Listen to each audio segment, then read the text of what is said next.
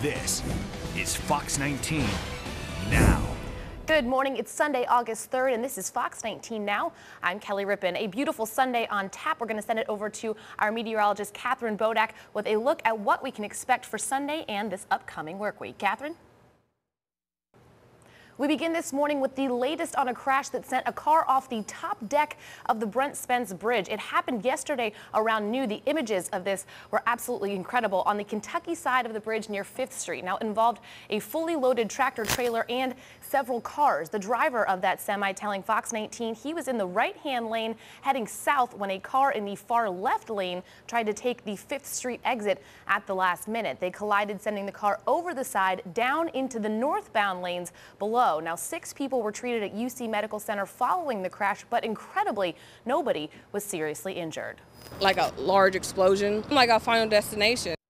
The crash closing lanes in both directions for several hours. Now, investigators are saying safety is an issue, especially with the closure of I-71, which has more people traveling on I-75 and it's more congested. Now, the bridge's lack of shoulder lanes also a concern in this incident.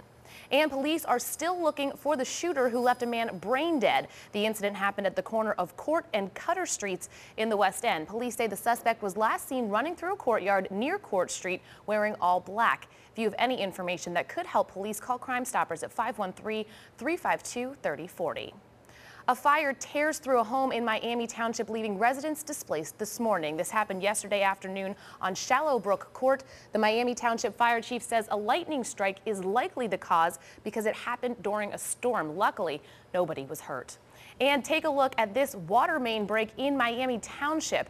This happened last night around 6 o'clock. Our former weekend meteorologist Steve Norris actually shot this video and sent it in to us right away. This is on Highway 48 just before Paxton Road. He says at one point water was shooting close to 5 stories in the air. No word on what caused that rupture or how long it could take to fix the problem. Also happening right now here in the Tri-State, USA football coaches are on hand at St. Xavier High School this morning to keep players from being blinded by those big Friday night lights. Now that comes to help them with safety on the field, and we sent Fox 19's Lindsay Wapshaw to check it out this morning. Good morning, Lindsay.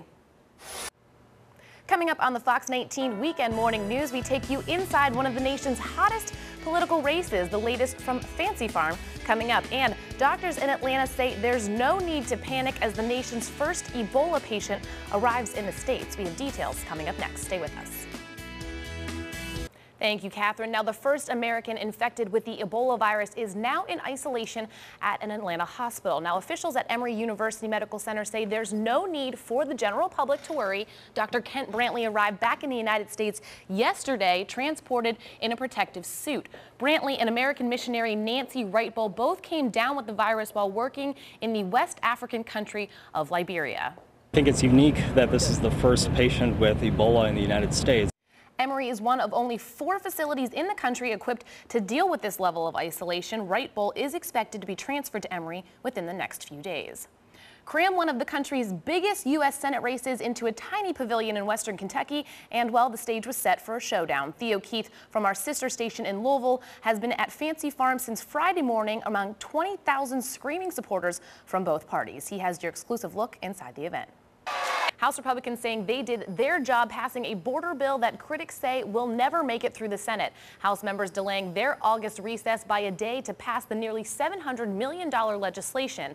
It's intended to boost security and add immigration judges and detention facilities. A second bill also made its way through the House, which, if passed by the Senate, would end a 2012 program granting work permits to immigrants who were brought here illegally as children. All the rhetoric from the president. Administration says the legislation could deport hundreds of thousands of people who were brought to the country as children and are, quote, Americans in every way but on paper. Pro-Palestinian protesters make their voices heard outside the White House as violence continues in Gaza.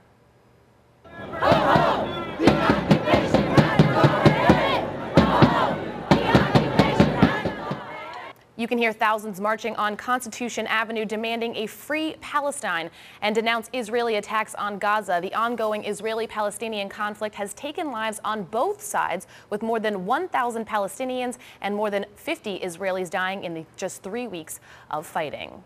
We've got all the info on an driving event geared toward keeping your teens safe. We'll tell you about it coming up. And speaking of safety, our Lindsay Wapshall is live in Finneytown, where Tri-State athletes prepare for football season. Important information all parents will want to hear coming up next.